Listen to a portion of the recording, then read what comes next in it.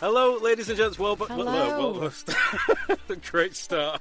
Welcome back to another episode of the Off-Air Voiceover podcast. My name, of course, is Michael. Are you sure? And mine is Jen. Wow, great start. We are smooth today, as per usual. And we've got a guest with us today, as you will hopefully have seen. And we've got the wonderful Rolf Veldman with us today. Yeah, Rolf, honestly, thanks so much. It was for me right then, sorry. So I had the pleasure of meeting Rolf at the One Voice conference, and it was really lovely to meet you. And I was really impressed. I think, to be honest, I probably had some internal biases about what Voice123 stood for, maybe, and what you might be like as the CEO, and all these things I probably need to look at myself. But you were incredibly honest, and we want to share that with our listeners as well, so they could maybe get more of the inside scoop on what Voice123 is like, and then they can make the decision for themselves whether it's for them. Yeah. Sound okay? Yeah, that sounds wonderful. Like I had an amazing time as well at the One Voice conference. It was nice. Sorry. Come again? Sorry. No. Sorry. Go on. Sorry. I didn't mean no, yeah. So I think I learned a lot about you and your friend about the UK society. Besides just that was Kelly Condren. Yeah. So all topics were discussed, but it was mostly a lot of fun to see people who work from their booth. Like Voice123 is also a company that most people work from home, so we don't get out and about so much. It's nice to meet with a group of people that all work in the same industry and then just talk shop a little bit for. Yeah, it was a lot of fun. My family members don't understand. I have no clue what I'm doing. So this is. I still got major FOMO about it. Like I missed 2023. I did 22 and 24, and I ended up having to miss 25, but. It was one of those I thought, yeah, it'd be all right. 24 was pretty good. I enjoyed it. I would still always go, but then 25, everyone's just like, best one. It was the best year yet. It was the best year yet. Right, of course it was. And not because you weren't there or anything, but, you know. That one person missing, it was just infinitely better. So as we briefly spoken just before we recorded, obviously this whole season with what is wrong with me today? With season 3 of this podcast, we're trying to sort of talk about casting quite a lot, and casting is quite a broad term. I think a lot of people align it to maybe gaming or things like that, but casting is such a broad term and it involves every aspect of everything. And obviously, Voice123 being one of the biggest platform sites out there for casting. We thought it would be amazing to have a chat with you about it, but not just because of it being a casting site, but I think also, I've always said on previous episodes of the pod that I'm a fan of the platform. I've done well off it, but I similarly tell people to go on there, and try it, and they've had a terrible time of it. Yeah. And I think there's a lot of misconceptions that how it works, what doesn't work, etc. And I just thought it'd be great to have a conversation with you because obviously the landscape's changing, and now you've got 11 labs 100%. On there, which I really want to deep dive into later. There's a lot of uncertainty about where AI voices factors in, and now when you see it on a P2P website, they think, "Oh, right, are they scraping all the voices and selling us off?" So there's a lot of hysteria, there's a lot of fear and stuff, and I thought it'd be good just to have a chat about it and just sort of try and sort of understand more about the platform from your perspective, and maybe sort of because there's certain things I probably don't know that I've got some questions written down that people have asked us, and I think it'd be great to try and sort of understand more about the platform from your side, and then sort of ask questions as well, and vice versa, and go from there. So I suppose really to kick things off, like I said at the beginning, there are some people that they go on there and they feel like the only way to get work on there is if you pay the top tier fee, and that's the only way you get the auditions, otherwise you don't bother. And that's not strictly true, is it? Because I know firsthand, my story on there is I went on the 2,200 plan. I did well off it, and then I came off and I went on the 395 plan. But because I think Voice123 works well if it's a strategy. Like, there's a way to make it work, I think, but you've got to approach it the right way. And I found that when I came down to the 395 plan, I was still getting the same amount of auditions that I was from the 2.2 plan because I'd managed it a certain way. So this is what I was saying to people. It's not true that you just have to go up there to the top and get the work. It does obviously help. But from your perspective, what would you suggest to people that they're either on the platform already and not having a great time on it, or people who are thinking about going on the platform? What would your words to them be to get the most out of it? Yeah. So I think let's start at the beginning in this case, because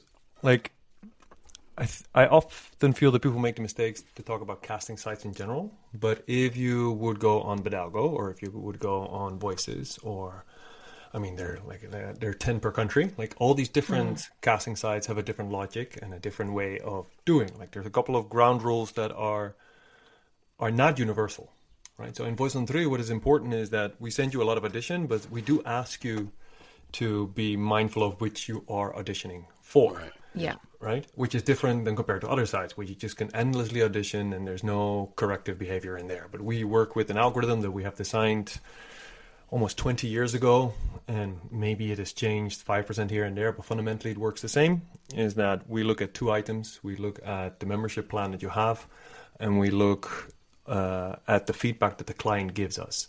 It used to be a star rating, now it's a like system, but we use 50% of both.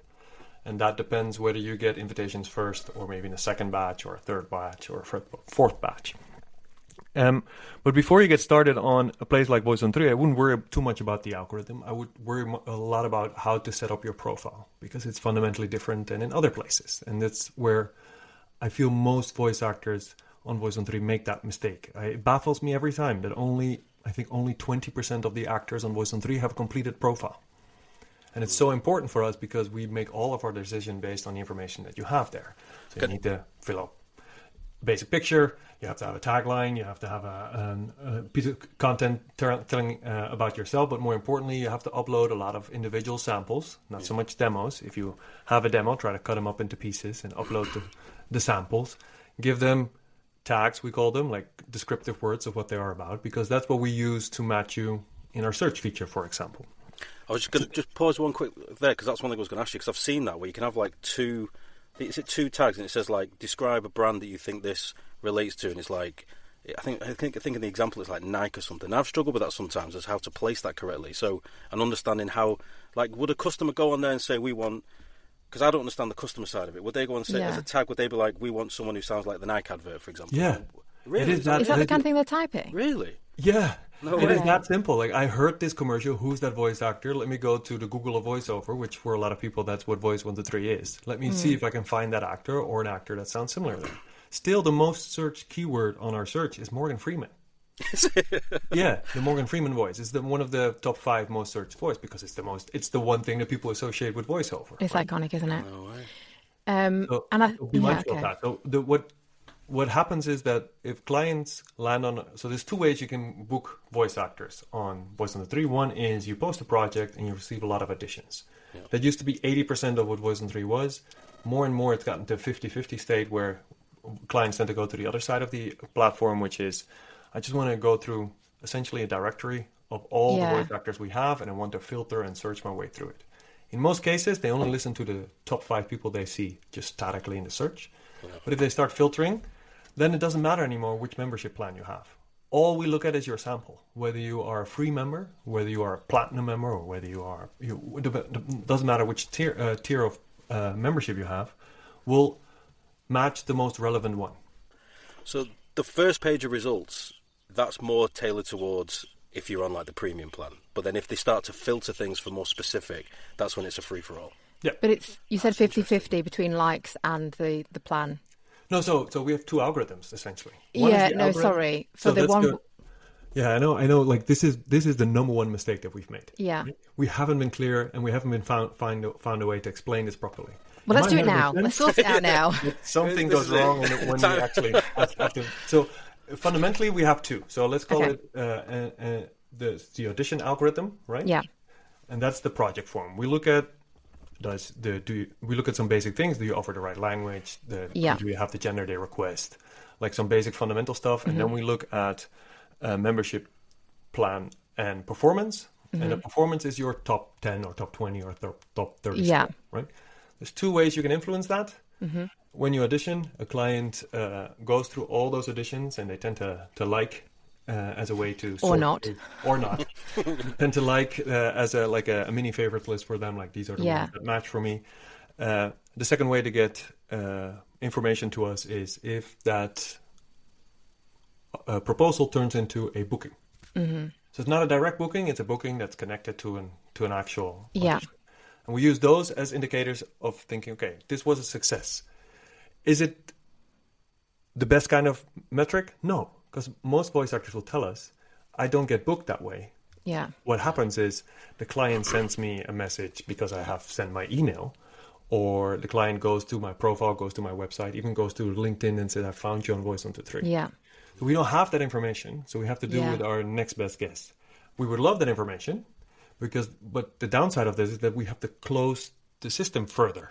That means that we have to prevent people from going off the platform, and we have to force clients to go through a booking system. And we know that both sides of the aisle don't like that. Yeah, sorry, Mikey. Yeah, just before I forget, I wonder if there's a way to get around that. Because 90% of my bookings that I would get are exactly like that. They'll either send me a DM or off the back of an audition, or they'll email me directly. And I wonder, to try and track that measurement, if maybe you could implement something where because if you've auditioned for it, that's why they've come to you.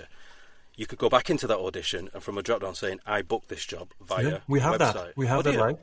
If we force it, we get complaints all over the shop of clients no longer wanting to use it because they find it annoying. No, I mean for the voiceover, I'd do it. There's a lot of trust there isn't there? We did that in the past as well, and then suddenly every voice actor gets booked for every job. Oh, I see, right. Okay. So we've tried, we're open to any kind of change because we tried different paths. Right now what we can do is, for example, if you're a voice actor, you can pre-fill a booking and at least tell the client, can you at least accept this, it's related to this project, or that might be the cleanest way to do it. But we have to always have a fail-safe of the client saying, yes, this is the case. Yeah. We even had a group of voice actors, about 20, they all created client accounts, posted projects, invited themselves, give them each other likes, book them, and then they game the algorithm that way. People are always trying to game little fuckers. Who's got the time for that as well? That is. Yeah, so we have to balance our way with people trying to. I would do the same. I would try to find hacks. Would you? I'm way too honest. I couldn't do that. Not that specific way, but I would try to find a way to optimize my profile, optimize my score, right? But we have to. Yeah. We have to walk a fine line between only working with the information we have, and that's why we use a year's worth of data, for example, because it's so. If we only look at 3 projects, there's a couple of clients that never use the liking system, right? But that's why we look at a year's worth of data among all the voice actors, and based on all those additions, it's the most relevant statistic we have. But it's not perfect, but it's the most relevant we have. It's the one that we've used for the last 20 years. So we're kind of anxious to let go of it unless we have proven to find something better.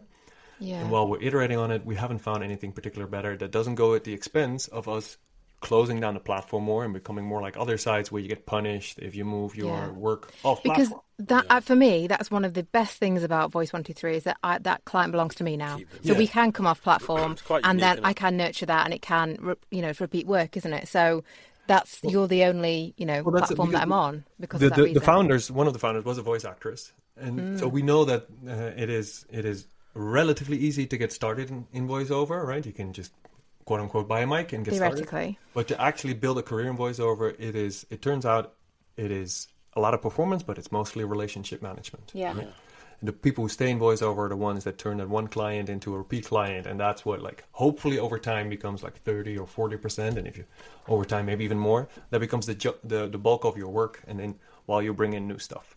So that's, I feel, how if you're a voice actor, you should view Voice123 as well. You should buy a membership, and then within 2 years you should get 5 or 10x what you invested back. Yeah, I remember you saying this the other day as well, or the other week, the 5 to 10%. And I don't know about you, Mikey, but I've not reached that level yet. I've did my maths, Rolf, after our last conversation, and worked out on my little scrappy post-its. Sorry, what conversion are you tracking? Sorry. So let's say you spend $400 on Voice123. Oh yeah. I know I'm speaking dollars because we're mostly US focused, but let's say it's £400. And within 2 years, that needs to be 2,000. Mm-hmm. And that needs to be 2,000 from either all different single jobs, or it needs to be 2,000 from the one client that keeps booking you over time. Yeah. We don't know the second part. We don't see a lot of this. We don't see who gets booked or not booked. We only see bookings in 10% of the cases, because most, like I said, happens out of our platform. Yeah. But based on the surveys that we did, I feel that should be a ratio. If you're not hitting that, then Voice123 might not be the right place, because then you have to factor in, let's say you spend £400 and you get 1,000 back in 2 years, but you spend an average of 5 hours or 10 hours, maybe even 20 hours a week on Voice123, then it's not worth it. Yeah. Right? Because obviously, all of this is caveated with the fact that it is mainly a US-based site in terms of the work that's on there. So I just don't see that many auditions that I could spend that much time on there as well. And often they're not appropriate, or they're quite low paid and I don't go for them, or whatever as well. So it's all under that kind of caveat. Yeah, I think it's 90% of our users look for American voiceovers. Is it that many? Wow. It doesn't necessarily mean that it is. They are from the US, because the US voiceovers are also one of the most popular voices outside of the US. Yeah. The other thing is also true that a lot of Americans are looking for UK voices, right? Because it brings a different kind of feeling to their advertisements. I think that's the most common type of client that might be on there. But to be honest, I'm not sure. I'm wondering if you can back that up by the couple of clients that have booked you. Do they tend to be from the UK or do they tend to be from the US? What about you, John?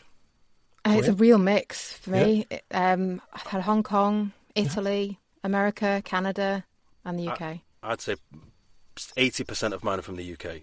Oh. I've had a few recently that are from the US. They've gone in a UK direction, but predominantly it's always been UK. Just a couple of things I want to mention that you touched on. You mentioned before. With the liking system when you send an audition, do clients have an option to ineffectively thumbs down? Because maybe somebody sends an audition through where their audio quality is very poor, something like that. It doesn't, and also doesn't impact. No, we don't have that. Right. What they could do is, and it's something that both sides have asked, is to be able to block a person from being to block a voice actor from being invited to the project again, and the other way around as well. I no longer want to receive anything from this client. It's not used that much. Only some of the power users, where they keep seeing the same actors that they've declined and they no longer want to see them. Right. That tends to be. But if that now and then. But that's the only way. If that was to happen, if somebody say blocked me or Jen, they don't want to see it, would that have a negative impact on our standing in the algorithm? No, the algorithm is only likes. Right, gotcha. It's only that. It's sorry. Yeah. I was going to say, what about bookings? How much does that have an effect on it as well? Same as one booking counts as one like, but only if the booking comes from a casting. Right, okay. So if I find you on a search and I book you directly, it has nothing to do with the audition process in our mind. Okay, if they find you on your profile name, contact you directly, right? So it has not. We Voice123 lives in a strange world where basically our bills get paid by the voice actors. Yeah. But we work for the clients. Right? Okay. We have to have those things in mind. So the only way we work is, the only reason we exist is because we bring jobs to voice actors, and the only reason we exist is for our clients. They find the right voice actor, and in our case, what they like the most is the amount of voice actors we have, the volume and the diversity of that, and we. Part of the reason we had a membership in the first place was to make sure that we have a group of dedicated, high-quality actors. As soon as we had for a while a non-paying version of this, and it was hard to... if people don't pay for a product, they're less invested. So we need a couple of people who are really invested in Voice123. Those are the elite plans. Like we have a group of 40 people in each gender that pay the highest tier, and we cap it at that. But one of the reasons is that we always have high-quality people in every audition, so we can tell the client, look at these people. We have these.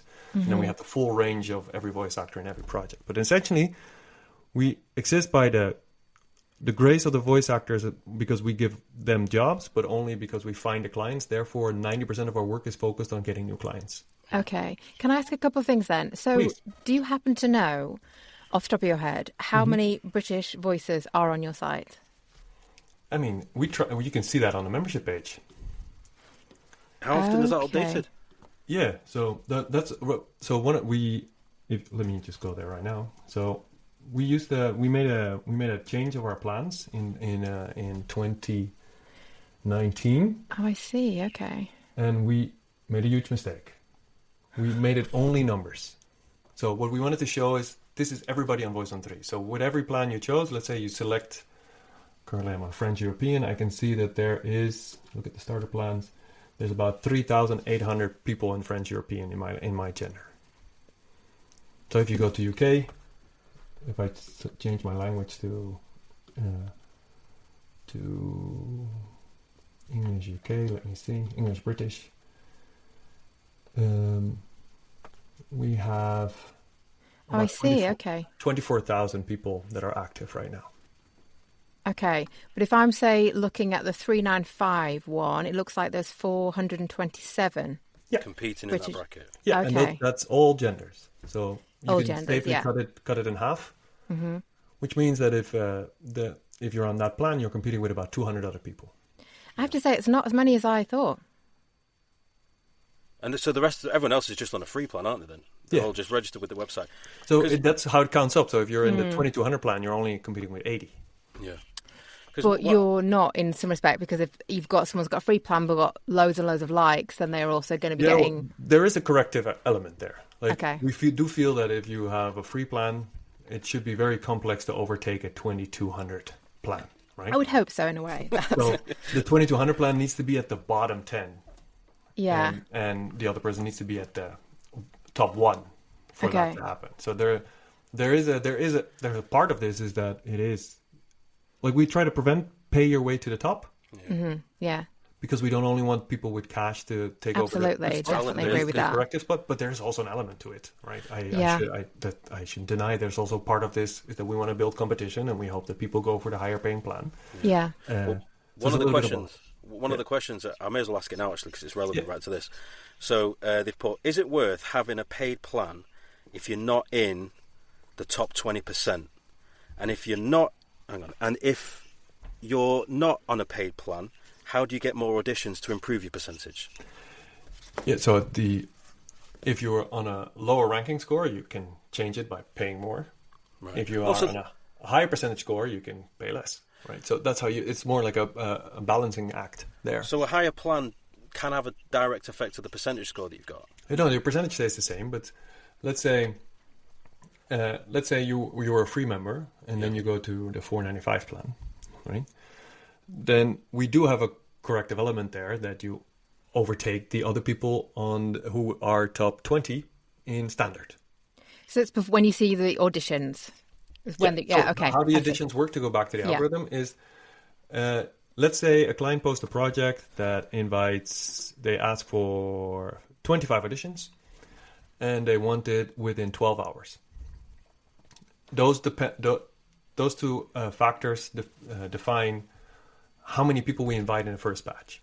For this, I'd say in the first batch we invite maybe 100 people. Right? So that includes, in this case, everybody from the 888 plan, and maybe if everybody had the same score. Like there's some mix-up there, right? If you can overtake there, but let's assume that's the case. And then if after the first hour nobody has submitted an invitation, our algorithm thinks this is not going well. Nobody's applying for this. We need to invite more people. So we get a second batch. We invite another 100. If they don't reply, another 100, another 100, another 100, and that's until everybody has been invited.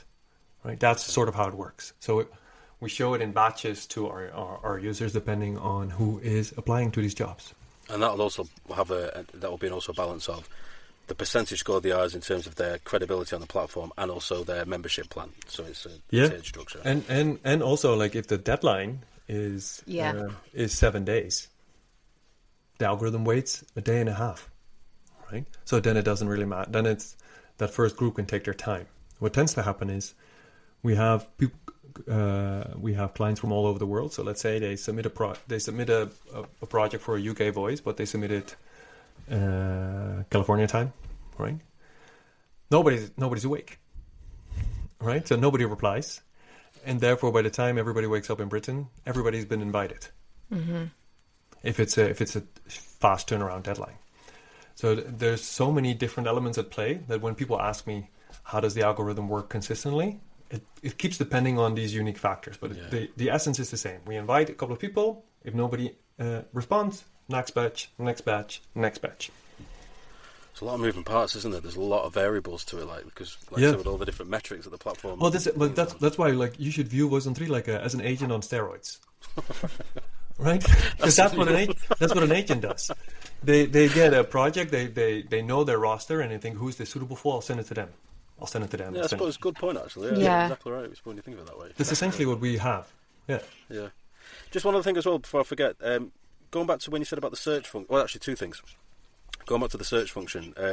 So you said, aside from the first page being largely on a I want to say a higher tier basis, how much of the search function do they have to use before it becomes a free-for-all? Because, for example, the reason why I'm saying it is because I'm on one of the lower plans, so I'm nowhere near page one.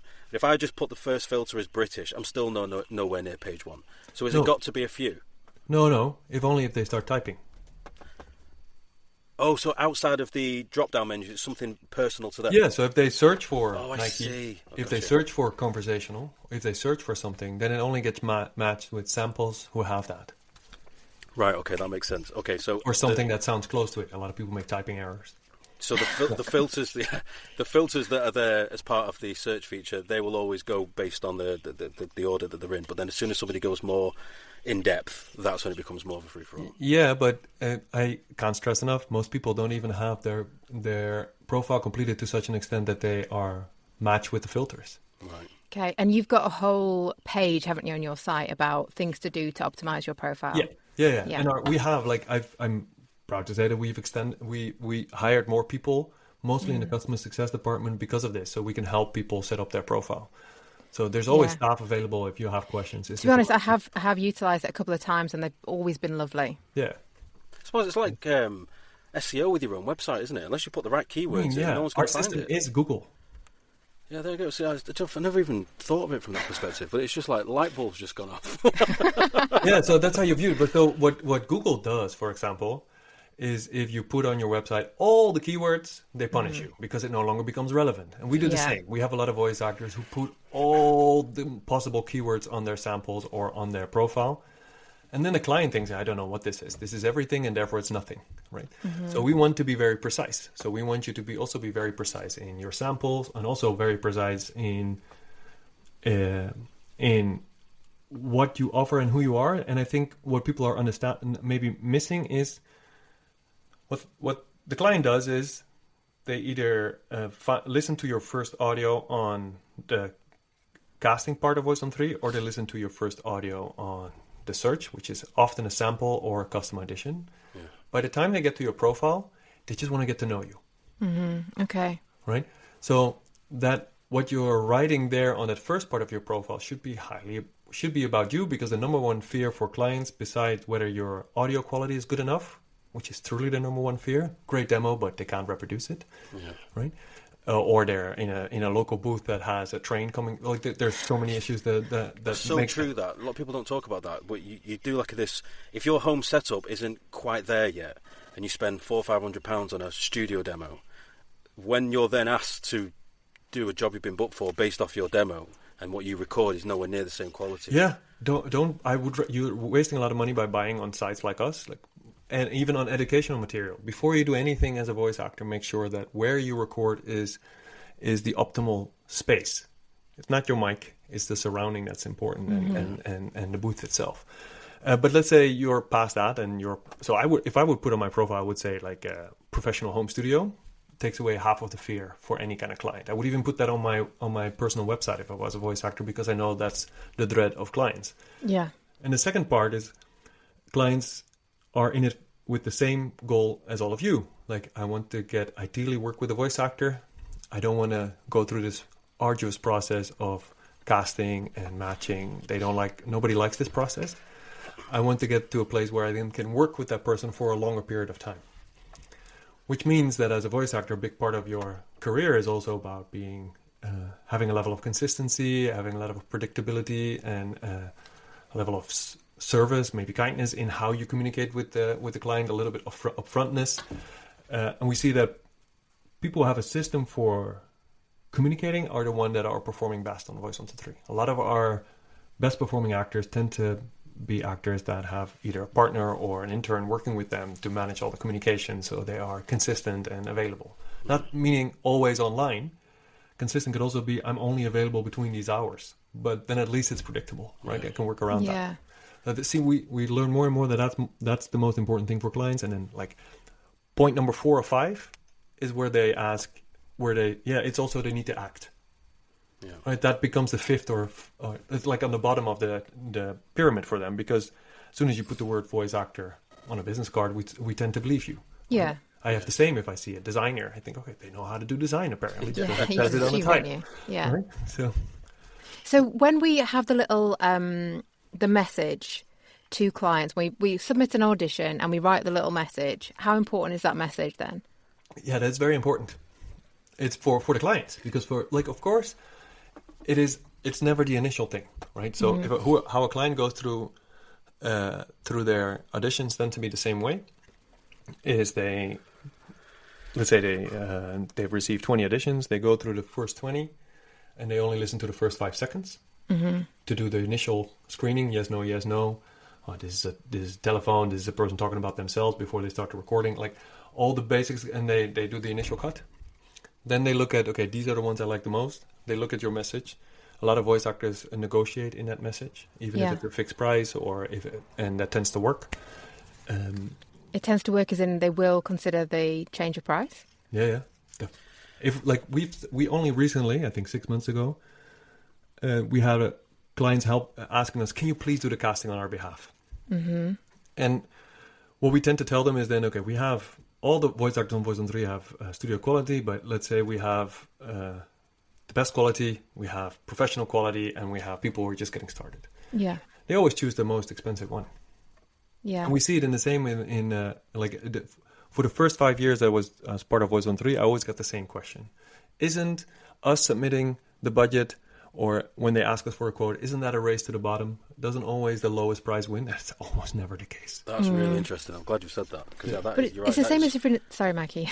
No, I was just going to say, it is one of those terms that comes up, that the lowest price wins the race. Yeah. Because people just want to book the work. But it's like in every part of life. If I'm remodeling a part of my house, I'm also looking at the price that the individual contractor sends me. Right? I'm looking for more than just the price, right? Yeah, it is absolutely. A level of trust. It's with everything. Yeah. But I just think about it as going to like the supermarket, and it's very, very rare, unless we absolutely have to, that we're going to buy like the most basic brand with the no labels and nothing ever, because you think, or maybe I'll just buy the one above that, or you buy as expensive as you can afford, I suppose, often, don't we, as humans? Because you think, wrongly or rightly, you think there's quality in that. Yeah, so what you then can see in the projects on Voice123 is we have, let's reduce it to 3. We have a big group of clients on Voice123 who actually work for somebody else. Yeah. Right? So they have to show whatever they find on Voice123 to their own clients. Yeah, they're the middle person. Yeah. How they make money is margin. So for them, price is more important. Yeah. Right? Because if I can get it for $200 or $300, that's $100 for them. So if you can see, okay, this is this type of client. Yeah. It might be more risky to overbid than when it's it's the end client directly. They tend to go for the highest one if it's the marketing department of a company. Yeah. Then we can see, okay, normally the highest price wins, or if it's a mom and pop shop, also the highest price tends to win. I love that phrase. Yeah. Mom and pop shop is really nice.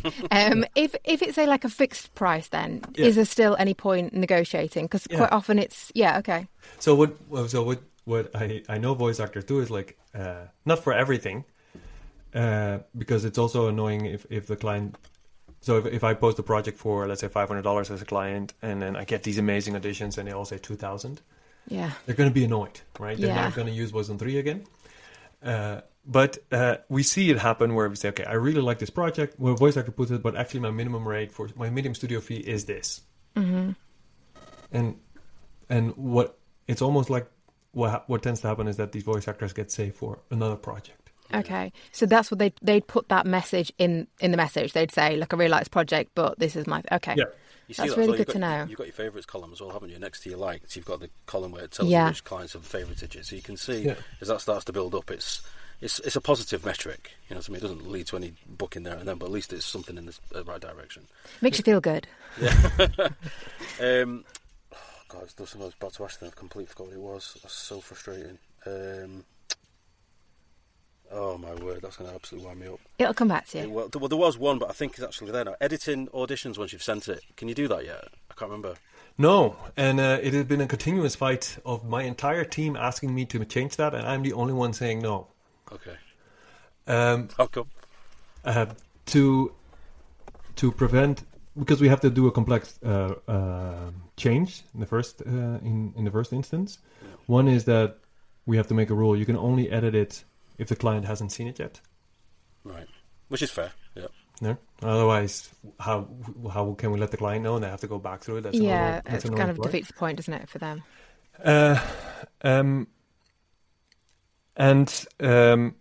It would have to change our algorithm significantly. And I also just, to be honest, I want people to submit it in the right way straight away. Yeah, get it right. We'll try and get it right first time. I know that's almost pedantic here, what I'm saying. I know I'm not a voice actor myself, and I know that you do more, if you do a lot of editions at the same time, that's annoying message back. But we keep preaching that voice actors need to be very mindful of what they audition for. Yeah. And they need to be mindful of what they're saying to the client. We want to make sure that the client gets the best possible experience. You could also make that an argument. Then you should allow us to edit because then we can make it perfect. I kind of agree with you because I do feel like it's tough shit, isn't it? I have got one caveat to that though. I have got one thing I will say, because at the moment you can only upload one file. So if normally I like certain jobs, if it's a quick commercial, I'll do 2 takes, sometimes even 3. But they're all on one file, so I have to put in the notes I've done you 2-3 takes. Some people just don't like having to search. Is there not a way to have like 2 or 3 uploads so they can just go 1, 2, 3? But then again, people upload everything all the time. And clients don't want that, and our system doesn't want that. So what the way to do this would be to ask the client, would you like to receive multiple? I'm sure I've sent more than one thing before. No. You can send your custom audition, and then you can add demo reels from your profile, but you can't unless you cheat the system and upload an audition to the demo reel. You can get around it that way. There you go, working around the situation. Good idea. But otherwise, in terms of actually uploading an audition, it's just one singular file, which I like. But it's only just like, it's not a deal breaker by any stretch. It's been the way. It must be minimal the times. But I just think there are some people who want multiple options, and just think I just look from an aspect of make it as easy as possible for the customer. Don't have to ask them to like at 33 seconds the next version kicks in. So it was just a thought that came to mind. No, 100%. So for example, the other debate that we constantly have in our company is like, because we get a lot of questions from voice actors, like we need more information when we're auditioning, right? Because clients don't often give all the usage terms, or they give very minimal input on the project form. I don't know what I'm auditioning for, that stuff. As soon as we add one question to our project form, like 5% of the clients drop off. Really? It's good as that? Because it is a hassle, apparently. Just you add an extra step, aren't you? Simplicity is the key, isn't it? We now added a drop field where you can select the purpose of recording, what's it for. It has decreased the number of clients posting projects. It's not even obligatory, it's optional.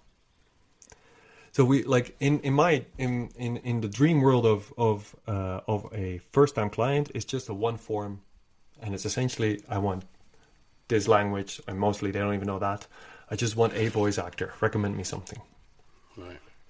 And we try to push them, write as much as you have about your project or what you have in your mind. Write it as much as you can in an open field. It really varies, doesn't it? Because if we don't ask any drop down questions, clients write more.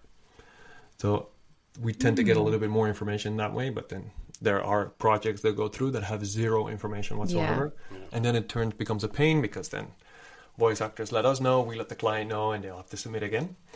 But it's like we're constantly balancing the act of, we need to ask as much as we can, but not too much, because we scare them away.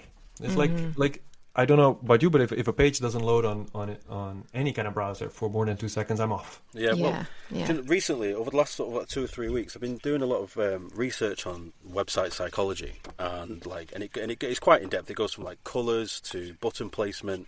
Yeah, but ultimately everybody's blue. But ultimately it's the user experience, and it's just at the moment there seems to be a big thing for absolute simplicity.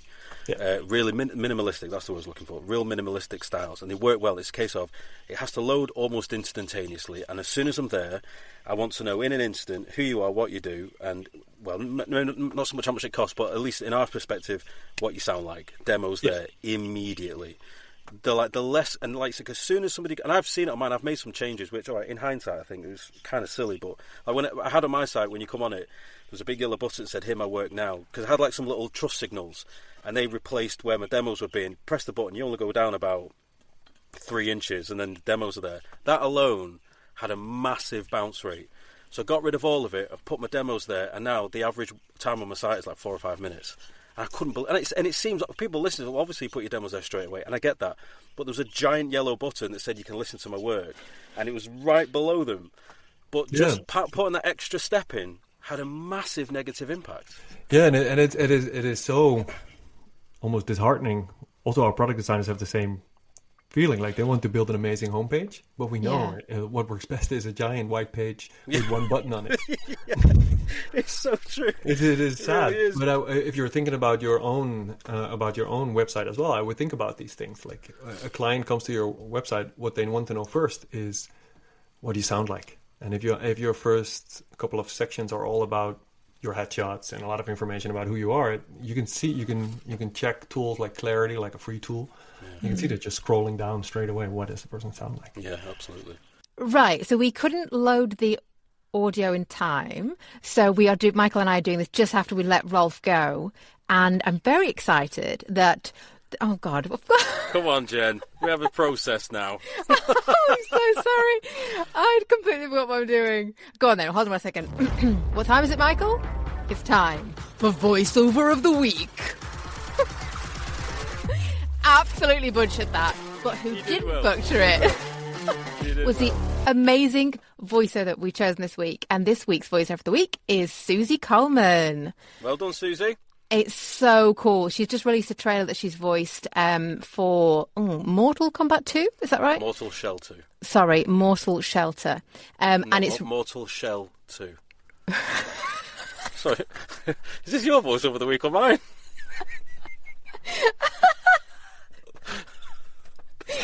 And that's why they pay me the big bucks. Yeah. Should we just play it? Should we play it?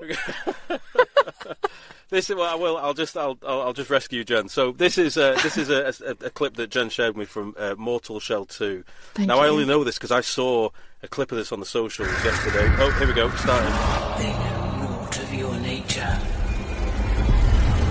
You're a weapon, child. You're no god, but neither are they. It's so cool. And what I really love is because that is a big trailer. There's a lot going on there.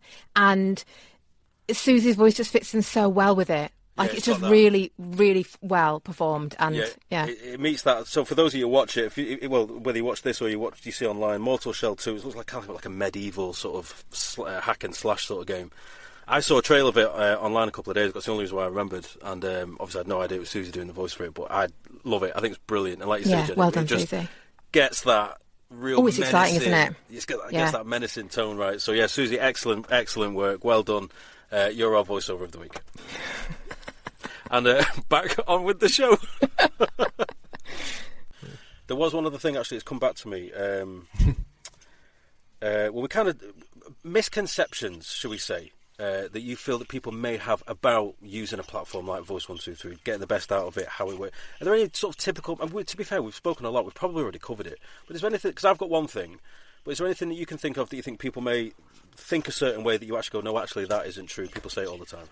Well, yeah, there's I would say there's two things. One is the one that Jen was referring to as well. Like I think there's a preconception that maybe Voice123 is a company with 1,000 people or with a giant corporate structure. We're 25 people.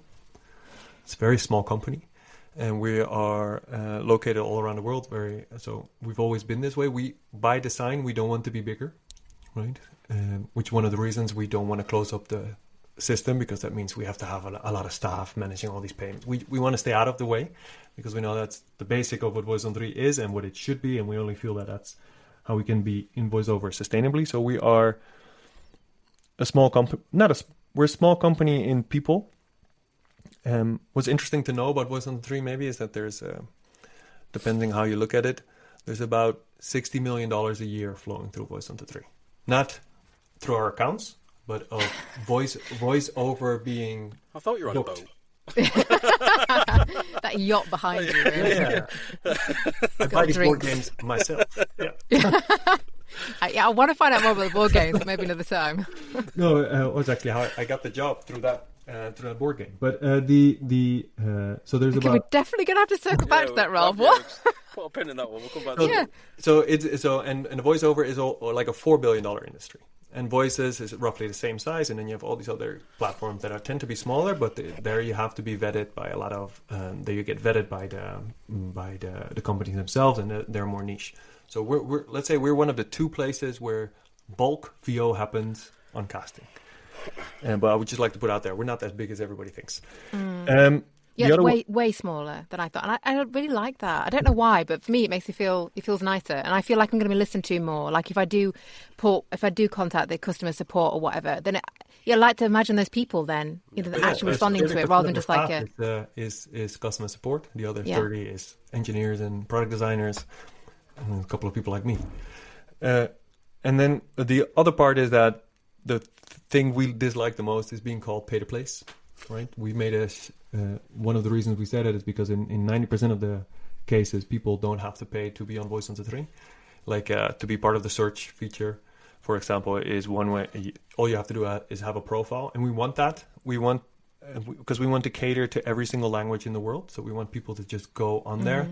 And being an elite member in some countries means the 49 plan, and other countries means the 2200 plan, right? Yeah. I guess as well, if you are saying that you are here to serve your clients as well, the more voice actors that they have that are there available to them, the better it is going to be for them, isn't it? That's the main. So we want to cater to that need. Yeah. Right. So if we can if we have, and it sounds a horrible term, but if we have coverage in every market, right? A very MBA kind of approach to explain this. But if we have enough voice actors, and I think we need about between 10 and 20 at least of people who are active in every voiceover market. And by market, I mean the combination of language, gender, age, purpose. So we need 20 people who do audiobooks, 20 people who do, and then so that's a lot of people. That's why we do have 1 million people on Voice123. It's a big number. Yeah. I don't know how the staff actually manage that, but I suppose as you say, you try and be quite hands off, don't you? Yeah. We don't, because we don't vet every piece of talent. Yeah. Every talent, sorry. We only vet the people who apply to what is the platinum membership, the most expensive tier, and we only keep that at 40 each. So no, we do, and the rest is that's the reason we build an algorithm, right? Because the alternative would be just to have a giant staff of people doing the exact same thing. Yeah. So you said that 90% of the work is for US voices. So as a British voice or somebody who falls outside of that, is there any point trying to go for these really high tier platinum or, the tiers that are higher priced? Yeah, because it does mean there is, I think I should have prepared this. I think there is about 3 to 5 million amount of work in voice that we can see, right? That's not where you get contacted directly, but we know there is a lot of UK. It's our second biggest market. Okay, so there is worth if people can afford it. 90% of the people book US voices. Doesn't mean that they're all in the US, of course. They're from every different place, but I would say so. But just if I was a UK voice actor, I would not buy the 2200 plan. Okay. I would buy at best the 888 plan, and only to buy the 888 plan if you are making Voice123 the casting side you're going to spend the most time on. Because so basically my history with it is in I think it was either back end of 2020 or 2021. I made the leap and I went to the 2.2 plan, and it worked. I dare I say I more or less built my voiceover business off the back of that because of all the clients that I got directly. And then what I did was after the first year, because I did it on a quarterly basis, because obviously you're not tied in then, are you? If you do it quarterly, if you decide you want to cancel, you can do. Whereas if you pay the full 2.2, you're in for the whole year. But because it was a big commitment for me at the time, and I was relatively sort of, I wouldn't say I was new, but I was newer in that respect. So I wanted to make sure it was going to work, but it did. It worked really well, and I stayed with it. But then I dropped it down to 395, and then I nearly came off the platform because the auditions dropped significantly. So I think last year, just to keep myself active on a plan, I just went on the $49 plan, and I've sort of considered quite a lot about going back up to the higher tiers again. But I noticed that dropping from 2.2 to 395, I know it's gone up a bit now, but to 395 didn't make that much of a difference to the auditions I was getting. But I think that's just because I had maintained my account a certain way, that I was in the top 10%, my like ratio was high, so even dropping down, I was still getting a good. Because I gave the example of if you are, let's say if you're now in the 2200 plan, there's 80 other people doing this, right? Yeah. In that first batch that we send out tends to be about, if they only invite 5 people, there's we're going to only invite 50 actors, so you have an edge. Yeah. Right. But if they request 25 auditions, we invite 100 or 100 plus, depending on what they're asking for, right? Then suddenly, the edge of the 2200 plan is not that much anymore. So what you are buying is that, and you only need one, as you both know, you only need one project to pay for your entire membership, right? Yeah. If that becomes a repeat client. So again, if you're really into making Voice123 work, and this is like you did for 3 months, I'm going all in on this, it works. Yeah. But if it's one of the things that you do, and you're also on the other sides, I would not spend so much on Voice123. Really? Really? I think my question was if we did pay the 2,200 plan, for example, though, and because there's so many fewer people looking for British voices, we might only got, 4 auditions a week, say. Whereas if you had a US accent, you might get 40, for example. So I suppose it's thinking about the ratio of opportunity there as well. But there's also a lot more competition.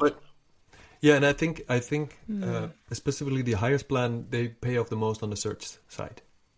To be honest, I think audition will go away in the next 5 years regardless. I think that part of voiceover is slowly dying. Really? Okay. We'll touch on that in a sec because that's fascinating. So, yeah, you mentioned there about the search thing because that's something that somebody's told me. I know somebody who's on the premium plan who said, to be fair, I had this conversation about 5 or 6 months ago, so the maths have might change. But they said nearly all of their work comes from people messaging directly from the search. Yeah. They don't really get many auditions. And I toyed. My experience has never been that. My experience was quite the opposite. Never get anything through search. So I thought, well, if I did try and look at going on the higher one, if there's that much extra work I'm missing out on through not being on the first page of results, it's worth exploring. Yeah, I've seen an increase. It used to be 80% of everything was an audition. Clients went the traditional route. This is how you do voiceover. You post a project, you get a lot of auditions. But in especially in high performative stuff, by high performative is like a character work. Like it becomes important. Or if you have a really specific voice in mind, right? And or maybe even no, that's not true. If you have the opposite, if you have no idea and you just want to have a sample of people doing the same work in different ways, then an audition might be the best way to do it. But if you have something specific in mind, or if you don't want to bother people, which is a big complaint from our clients, like I feel guilty posting a project and I don't, but I also don't want to send them all an individual message saying thank you. Like I don't want to do the work, but I want to make people feel appreciated. Is there another way? And we tend to move them towards the search, and they browse through the profiles, contact people directly. That's so sweet. It tends to be the case. And so I think also that's where AI will come up a little bit. Is that AI might take away a little bit of the audition factor for more standard work, where instead of waiting for a bunch of auditions, I'm going to listen to your voice and your AI voice, and then book you directly. That's the most common. That's the only way AI is being used on Voice123 right now. Well, that's the next mountain we're about to try and climb, so I want to get into that. Just before I do, one thing I was going to say about the sort of misconceptions or misunderstandings was if you get an audition through and it has 50 audition spots and you get the email through when there's 49 or even 55, I think generally speaking, people think, it's not worth it, they're never going to listen to it.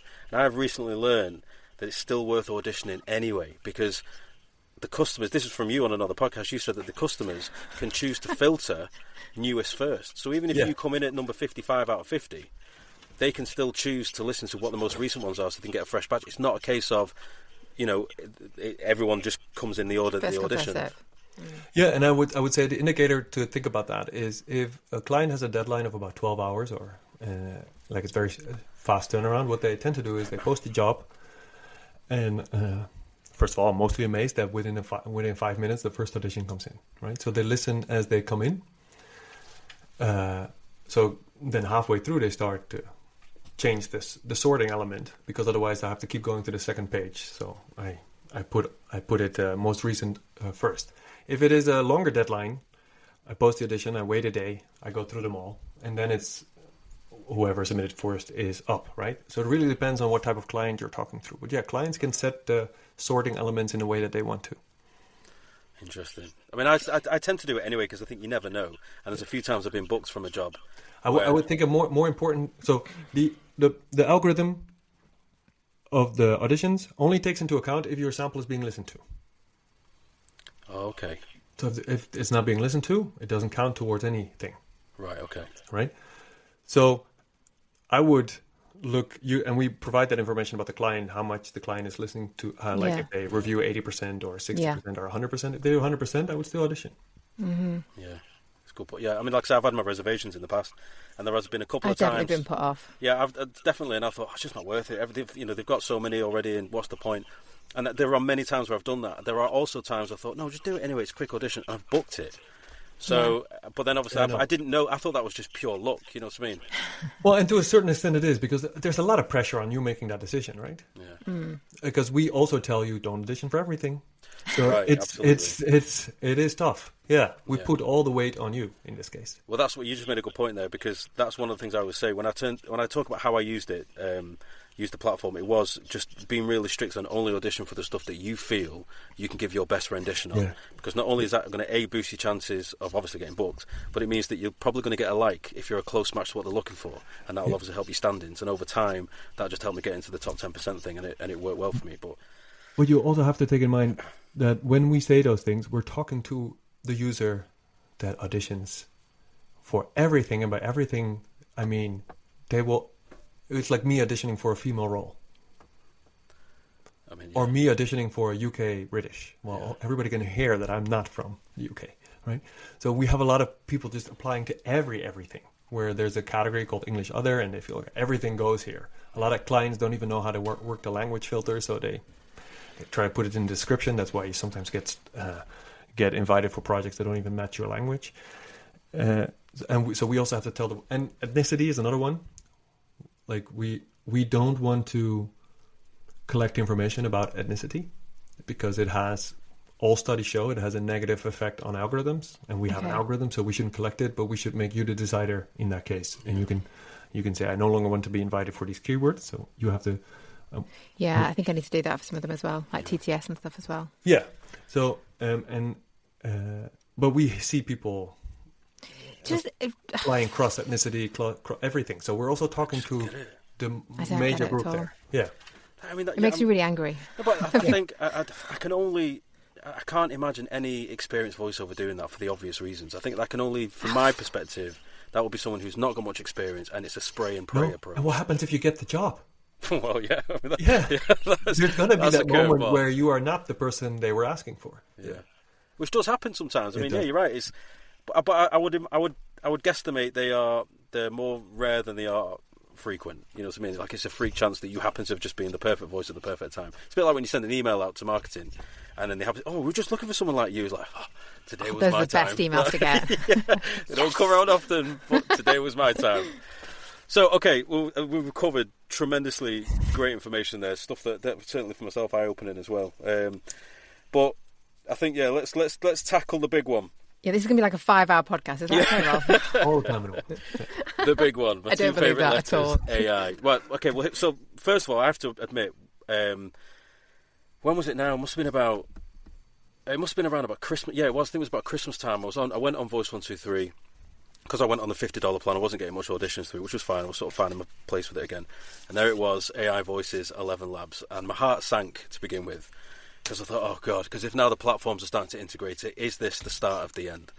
And then I started listening, because you have that thing, don't you, where you can insert a bit of text and it will translate that into a voice, and you listen to it. And obviously you can hear it being the AI-generated version. Now, I have intentionally not done any research on this topic because I want to talk to you about it directly and find out firsthand. So I feel relatively unarmed, but I suppose that in a way that's a good thing because I'm trying to get educated. So Perfect. Can you just talk to us about how that came about and what the thought process was to bring 11 Labs into the platform, please? Well, let's talk about that misconception then. We have not partnered with 11 Labs. Oh, right, okay, there you go. To go back to my very first One Voice conference, I think in 2018, I got booed off stage. I had to come back the next day because I mentioned the word AI. Right. And because when I got hired as the CEO of Voice123 in 2016, I was given a mission thinking, okay, AI is coming. There's multiple paths to how AI is going to change the voiceover industry. One might be, and the worst possible outcome is like a Shutterstock of voiceover, right? Where you have, or Getty Images of voiceover, where it's all AI models. we soon realized, okay, that's not going to be the case. There's going to be some types of voiceover work that might be replaced. There's going to be new types of voiceover work that's going to be created. But we started to look at the technology differently. Before I dive into AI voices, the one thing that I would what we have learned about AI is that clients are using it mostly for informational stuff. So like IVR messages maybe, or e-learning, something like that. The informational part of e-learning, but not the performative part of e-learning. Okay. The informational part of IVR, but even there's a performance in there, so it's often a mix. It's for post-production, it's for speed. Like it replaces some types of voiceover. So what we started thinking, okay, we even tried to make our first AI model in 2017. It's no chance, very hard, right? And then we saw the rise of all these different AI companies like 11 Labs. I think we had a report in 2020 where there were about 50 or 60, and 2 years later there were about 2,000. It went really, really fast. Technology is moving really, really fast.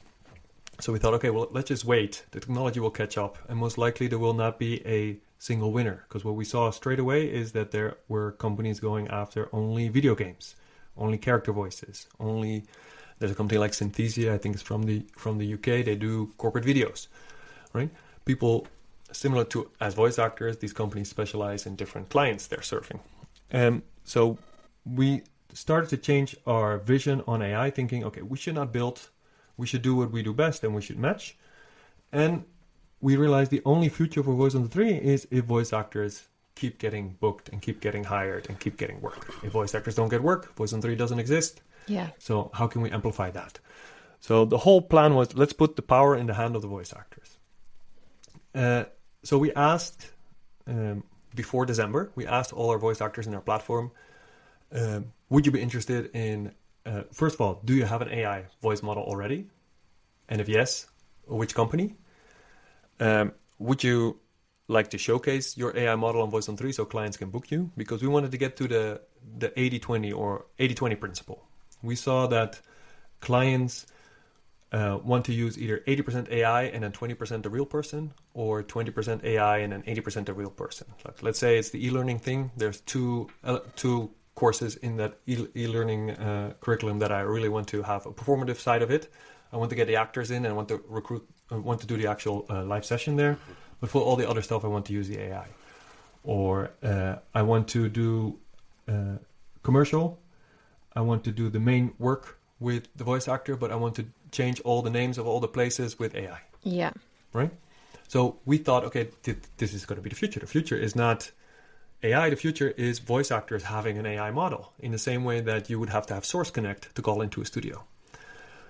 With that idea, we asked all the voice actors, who is the one that you want to work with? And 2 came out, Respeecher and 11 Labs. So we said, if you have one of these models, show them to us, not give them to us, but share your link. We'll ask the companies if we can post them on their website. They said yes. So now it's part of the search. Since then, there's also a Voice123 model. It's built on the same models that all the other ones are built on. I think it's not as good as 11 Labs, but it took us 2 months to build, even though in 2016 we weren't able to do it. And it's just with public information. And the idea of that is, we build it, you own it. So the Voice123 model is, we ask you to upload 5 samples, you create a model, and it's yours, and you can use it on your own site as well. And if you no longer want to use it, we delete it, but we don't use it for anything else. And we have put, since then, all these kind of tracking on Voice123 as well. If we have time, I would love to talk a little bit about like the voice ID stuff and the voice cloud, but let's stick with this for now. What you saw was AI voices, because what we put it on the search side of Voice123, so that you can select, everybody can go there, you can just go to the Voice123 search and you can select AI, and then you see the same thing as the search, but then you type in a script. And then people who have their own model and their own agreement with 11 Labs, so we don't have any agreement with 11 Labs, we also don't earn anything on that behalf. Let's say it generates the voiceover, so let's say I put in 80 words, generates the voiceover, clients can listen to it, and if they want to download it, they would have to ask you for permission, and you would have to say yes, and you can get paid. That doesn't happen. We've had 3 payments, like 3 people buying the AI. What is happening in 80% of the cases? They use it as a pre-audition. I liked your voice. Can I work with you directly? In what time frame is that? Sorry, remind me of how long you said that was in the 3 that have been paid. Since December. Since December. Really? So in 6 months. Yeah. 3 times people have bought the AI. What they've been using it for is, well, what we realized is half of the people are the voice actors using it themselves, making funny voices of themselves and sending it to family members. That's one thing, right? People love to play around with this stuff. Oh, yeah. But since we're finding a way to filter that out in the information, then we see, okay, what it tends to be used at is as clients actually clients liking to hear their script straight away. Yeah. And then working with the actor directly. So I think if I could speed the development up of Voice123, I would love to get to a place where almost you are selling a membership to a client. Where, let's say a client finds you on a place like Voice123, but it might also be your own website. And a company like Voice123 provides the technology where, let's say I book you and you give them access to your AI voice. But without having to approve every single project, you would just give them access for these terms. Like for the next 3 months, you have unlimited access to my AI voice. We'll just track how many minutes you use. And then a thing like Voice123 Cloud that we have, you can see everything they're generating with it. So you have you could see the actual text and you can see what they're using it for and when they're downloading it, etc. That terrifies me though, Rolf, that I have to say. Them being able to use it for anything. But it only works with the clients you trust. Yeah. So you are in control. So let's say you have a client that's recurring and normally you do pickups and you both want to experiment with the pickups being done by them. Yeah. You can see what they're doing it for. Yeah. And if you don't want that, you just reduce. You're in control of it. Okay.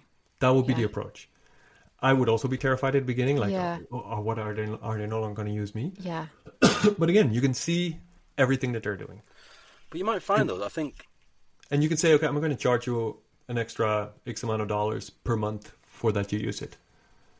Because you might find that there are some circumstances, like we were talking recently about, there's a clothing company called Matalan, and what they've done is they've made a shift now to go to AI for their commercials, but it's not your typical radio commercials and big brand promos. They're largely, this weekend we've got 50% off and this, or this weekend Easter bank holiday. So just for simplicity and speed, they've just used AI because they can quickly change what the promo offer is. The bulk of the advert is the same, but then they've got the AI bit to change the promo. Or sometimes they'll just use all AI. So I suppose really, like you said there, I think there's definitely, looking forward, it can definitely be... And what the other companies, what the AI companies are struggling with is that I also want to be able to book the voice actor. Yeah, because I think there will be a scenario where, let's say, we've got you for this job, but we've just changed the date of the promo. So can we use your AI version just to insert that new date? And they'll feel. And if you would have to constantly approve it, there's no sense because, to be honest, you will record that in under a minute. Yeah, true. Right. So, because clients are already, so we often get the complaint: are you using AI actors? This goes way too fast. No, people are fast. Like it does for a professional actor. It doesn't take that long to record 15 seconds, right? It takes 30 seconds, so to speak. Like it can go fast. So the only way to do that is there's 2 moments in voiceover where people have to wait on each other. One is in the audition process. I have a project idea. I have to listen. I have to make a decision there. Yeah. It takes a long time. And the other one is if there is a pickup or a revision or a second moment. That's where you have to, as a client, you have to wait for the voice actor. So I think that's where AI will solve items for the client. And I know for sure voice actors are already using AI to audition on Voice123. Yeah. Well, yeah, because I want to ask you about that because, well, first of all, I think a lot of people. For those that obviously we have a lot of people listen to us, so they'll know I keep repeating the same message. I'm realistic. I'm not naive to think how things are going in the future, but I'm also not concerned about AI for very reasons you've mentioned. Like it's something that probably work in conjunction rather be the old big replacement. And I do think that it's quite telling when you say that in 7 months almost on a platform as massive as Voice123, you still only had 3 people actually pay for the service. So it's there and available via professional voice actors, and yet they're still not using it. They're still going to the actor. I think it's quite telling, and I think a lot of people need to sort of be mindful of that I think context is really key when it comes to AI, and exactly like you said, Rolf, it's going to be about your informational style things. That, you know, if it is more of a generic style voiceover that doesn't require much, dare I say, soul to it, then AI might come in. I think if you would also have to view it from, put yourself into the client's shoes. If I would have to make a decision between hiring a voice actor or hiring a voice actor that also has an AI model that I can access with their consent, right now it doesn't matter to a lot of clients, but in the next couple of years that will make a difference. In the same way that the home studio made such a difference. Yeah. Does this voice actor have a home studio or not? So, and the consent part is really important because it's the number one. I have the same fear of watching a video now. Is it AI? I have the same fear of all the text I read or a person calling me. Is this going to be another AI bot, right? And you can see there's legislation happening about, especially in the EU, about it having to be visible, that it is produced by AI. And I think what is most likely going to happen is there's going to be a need for transparency in there. So people will have to say it is AI. And brands cannot get caught using a stolen voice, right? Yeah. Because we have a thing called ethical consumerism, and the conscious buyer, especially this new generation, is very important. If a big brand like Coca-Cola is using an AI version to do let's say the Latino side of their campaign, they're going to get punished by their. But the thing is, I mean, that is happening now, though. That's going on at the moment. Like Scott Rail is using an AI voice that was stolen from a voice actor, and there's no kind of legislation that is supporting her. Not yet. Not yet. I was reading about this yesterday. The whole copyright side of it is. But these are the extreme cases, though. Of course they are. The number one fear for voice actors is my audition will get stolen. And and it tends to happen only, let's say, in 1% of all the auditions. I think I'm very naive. But I mean, I think I said this before, and I don't then want to take advantage of. But I never thought people would do that. No, most people don't. I think you're not naive. I think you're right. Okay, good. There is your website though, and just take voices off there and make an AI print, can't they, without permission? Yeah. I mean, but even our own websites. And I was reading yesterday about copyright law, and it is a bit of a wild west that essentially the law says that you don't own your own voice. And that sentence to me sounds absolutely barbaric. But what they mean by it is that it's not... I can't remember the terminology of it. But basically it's saying that like you can't copyright... it's got to be a certain type of audio print of a certain type that's static almost, and that's what you copyright. But if it's just free-flowing conversation that changes and whatever, that you don't own. But I wonder when you said about... Like, you'd like use the Voice123 version, for example, you own it. I wonder if that's how you get around the copyright thing by... I think there's another way around the copyright thing. I've been trying to talk to particularly the US unions about this topic as well, and I would love for... we're trying to put that into our terms of service as well in a way that it is covered. But there's a piece of wonderful legislation in the EU that is GDPR, right? It gives you the right to be forgotten. It gives you a little bit more control over your data. In my opinion... Your digital voice is your data set. Yeah, 100%. Yeah. So if we can structure it that way, then if your data is being used to train a model and you have the right to be forgotten and you have... I think that's the best foundation as creatives to work with. Not to think about IP and intellectual property. Yeah. I think what we learn from the music industry and other places, it's going to be difficult to fight that fight because there's going to be so many use cases that go against you. But if you consider your digital voice as your personal data, then suddenly you're standing on something that has a lot of jurisdiction. That makes sense.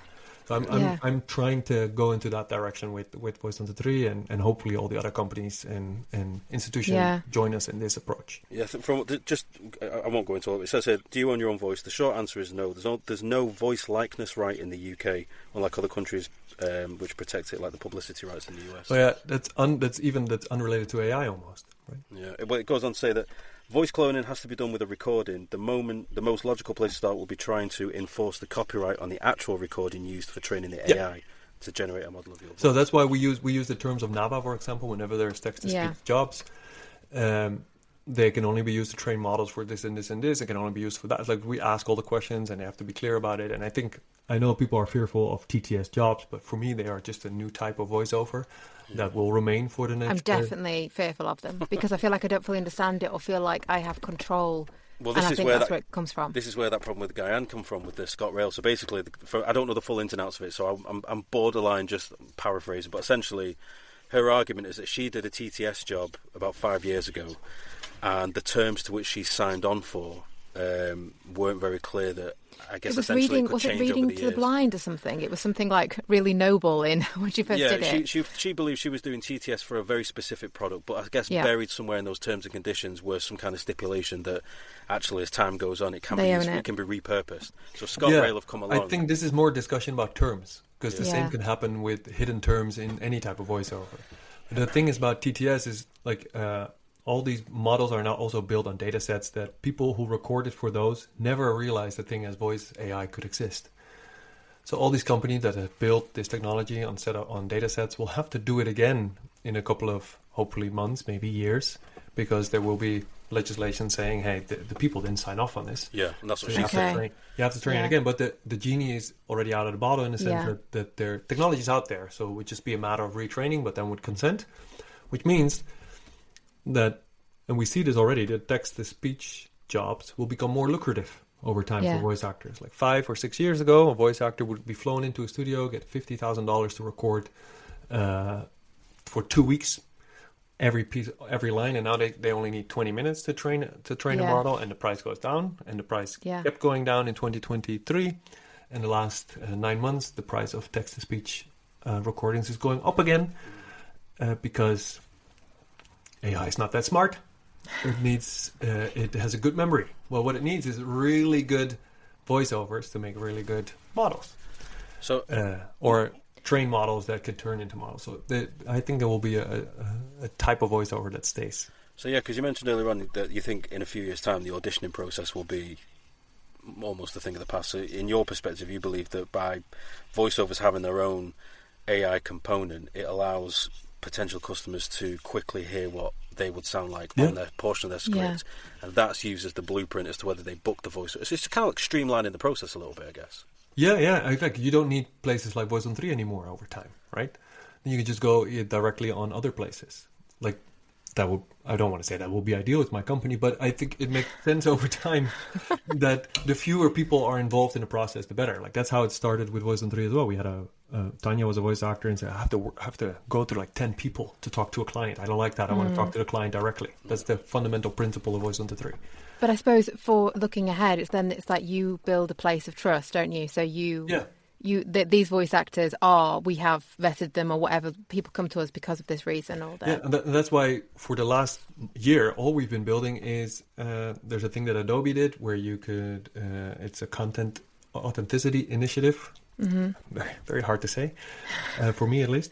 And we made the same for voiceover. So we have a voice authenticity initiative, which basically comes down to us watermarking and tagging every single audio file that gets passed through Voice123, and it gets uploaded into a cloud version that you can see. And we already had 2 cases where a voice actor said, I think my audition is being used. They send us a phone recording of the TV and said, this is my voice. Mm. And we were able to match it with the original file that was sent in, and we said yes, and they could take that to the client. We're getting better at tracking. Cheeky fucker. It happens, right?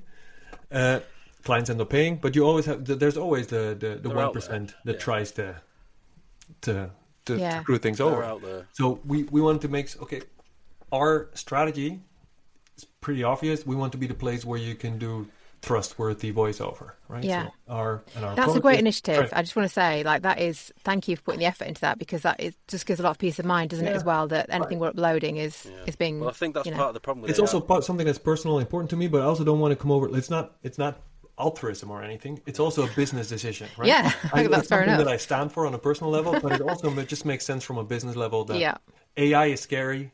If you can remove the scary part of AI, AI works. Well, that's the approach. I think part of, the reason why AI can be deemed quite scary is, obviously because as it gets better, people will be concerned that it will replace the need for the actual voice actor. And I think we've talked about it, that actually there's, from what you've seen the data yourself, that actually AI has a place for certain things, but the need for a human storyteller will always be there. But I think the other reason why AI is scary is because the whole regulation around it is just completely Wild West-like.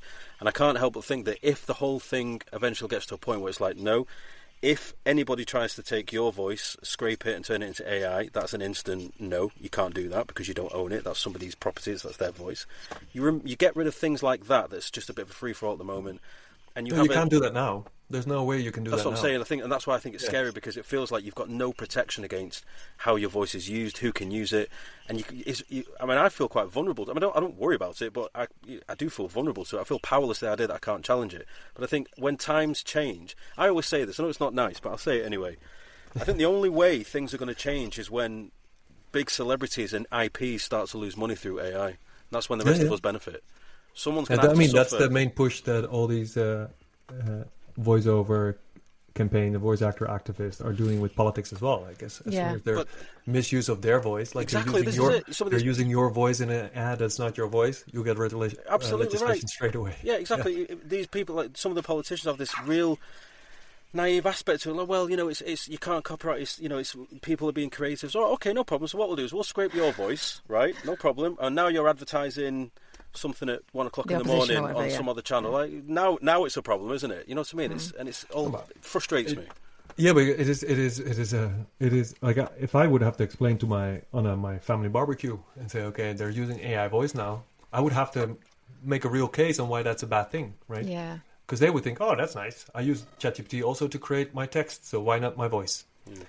Right, so people often forget that there's the creator behind it and the work they've done there and what it means to them. So it's important to keep telling that story, and that's why. Yeah. I am really conscious of the time because we've had Rolf for a long time. I'll keep going. I know I can keep going all afternoon. Well, just before, if you need to wrap up, just a couple of things. We've had some questions in. Some of them we've kind of actually covered. I'll just repeat it anyway, so they know the question's been seen. The first one is, will there be a possibility to add pictures or preferably an intro video to your profile to add it a bit more personable? I would love that as well. It's been on our backlog for so long. Everybody wants it. It's just a hassle to do it. So we had planned to do it last quarter, and we plan to do it next quarter. But if I put that deadline on my team, they will hate me forever. So we have this as a plan. It's just, we have to do it then for 1 million people. Yeah, of course. So it is quite impactful for us to make that. But it does sound like that's quite imminent, though. Even if it's not next quarter, that's something that is high on your priority list. Yeah. Unless I have to, talk to you a year from now in shame, saying we still haven't done it. And we will get you back on and shame you. I think we've kind of covered this one. I'll just repeat it anyway, so they know it's been said. Does having your audition liked on a regular basis give you an advantage to get auditions earlier, even if you're on a lower plan? So we know that's a yes. So it's maintain your account. I would love to know as well, before we let you go, what's next? Like, what is your what's the thing you're really excited about? Got one more question. Sorry. Okay. I should have prepared this one because it would be nice to have a couple of one-liners here. Some sound bites. So, to be honest, like I would say 80% of my time is trying to steer people who Google AI voice to Voice123 to actually buy human voice. That's most of my time right now. So most of the time Voice123 is focused on more marketing efforts right now. What we're building is security layers and basically we call it the Voice123 cloud. I think we're going to make a switch where ideally you're going to add all your personal terms and conditions on audio files directly instead of having to put them in a message, where you can say in every audio file that you send over, it says in the metadata of that file, you can only use it for this, and this, and this. Oh. And it will put that into a cloud, and you always have that as an origin statement of this is usage for it, and brings us back to the data argument that we had before. Yeah, it's like origin statement. That's a nice phrase. So we're focusing. Our product is mostly focused on doing that. Then on videos is a big one for us, and we have to figure out a way to navigate the end of casting that's coming. So you think it's a ticking time bomb as far as auditioning is going, and AI is going to be the reason for that. I think people who cast are going to be mostly if I listen to casting directors on the conferences I go to, I'm shocked that they listen to 200 auditions for each project, right? Yeah. I think for those kind of big budget items, it will still work, but for everything that's not either video games at that level or I am trying to book a full roster. It is unlikely that casting will live a long life. which is a shame because it's also a way to keep practicing if you're just getting started. But I think it will move more and more and more towards a direct contact basis where I just want to meet you and learn about your voice in the shortest amount of time. And it's that relationship as well, isn't it, that you've built? So we're all trying to reconfigure our platform in such a way that it makes that as frictionless as possible. It makes it easier to meet you, and we need to, we need to make that search more for everybody rather than just the people. But you have that variety as well. That somebody is just not going to have those connections with those people, are they? So you do still have that. Yeah. Okay. The other question I was going to ask you was regarding the booking system. Will there or could there ever be an incentive to get customers to book you via the platform rather than directly? Now, I get this, actually, because I personally prefer it when... Is there? They can book you on the platform. You mean directly on the platform? Yeah, no, but like incentivize them to do that rather than book you off platform. I think the reason why I saw this, like, I resonated with it, because if anyone books me via the platform, it just removes that headache of having to wait to get paid late, basically. Because on the platform, they pay up front, and then Voice123, you guys pay in like 48 hours, don't you? It's really quick. Yeah, and we try to do it under 48 hours, even though the team tells me, keep saying that's 7 days that we promised, but we do it under 48 hours practically. So we would like people to get paid through it because that's another revenue stream for us. What happens is, let's say it's a $100 project, the client then suddenly pays $112. So about 10% goes to us on top of it, so we don't take from the budget. We're trying to build tools for clients to make it easier for them to do the invoicing on Voice123 as well, because they feel, I also don't want to build a connection to a lot of voice actors, but we still want to make sure that we don't get in the way too much. Yeah. Because I know, so there's a balance there. So we want to have it optional. As soon as we make it more obligatory, we're also going to piss off a big section of our voice actors. So we want to make it work in such a way that people want to use it rather than force people to use it. I wonder if there's like, I don't know, if there was like a, I don't know, like say for example, like I know if I had a choice, I'd get people to use the platform because it removes that huge headache of having to chase payments. They pay up front, the money's in escrow, and I get paid when it's confirmed. Yeah. So, but if there was like an option to say, book with me via Voice123 and get a 10% discount, for example, just that incentive for them to use the platform. That you'd cover the cost of So essentially I'd replace the cost that you're charging them, and it gets them on the platform then. Yeah, clients don't want to use that. They have their own system. Yeah, like, I will wouldn't always want that. be the majority of people that want, like, I could see Jen shaking her head, I don't want that.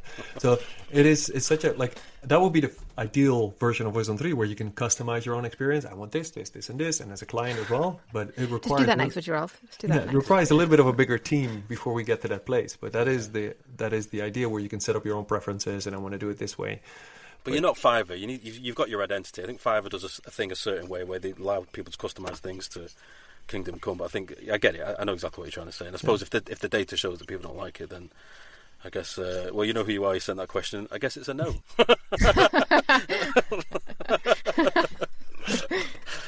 So, this has been so interesting. Listen, I've loved it. That's fun. Yeah. I've thoroughly. I could continue going for hours. There's. I'm sure people will listen to this like, why did you ask this? Why didn't you ask that? Yeah, we're probably going to get this in the moment. We don't plan anything. We just talk and we just let it take its natural form. So. Why don't we do plan? There is some thought that goes into these questions. Honestly, Rolf, thank you so much for your time. I enjoyed it, and if you feel like this is done and we should have asked the 20 other things, like I would love to come back and do it again. I had a wonderful time. Yeah. Definitely. I think that will. I can definitely see that being the case. And then we can hold you accountable for when things have happened as well. We'll call it your 6-month review. Right, so last time you said you were going to do... How are you getting on? Are you taking notes? Got your smart targets sorted. Okay, well, I guess that's it, folks. We hope you enjoyed it as much as we did. There's a tremendous amount of stuff to unpack in this one, and again, Rolf, thank you so much for your time. We really appreciate it, and we hope to. We'll look forward to see you again in the future. All right, bye. folks. See you next week. Take care, folks. Bye-bye.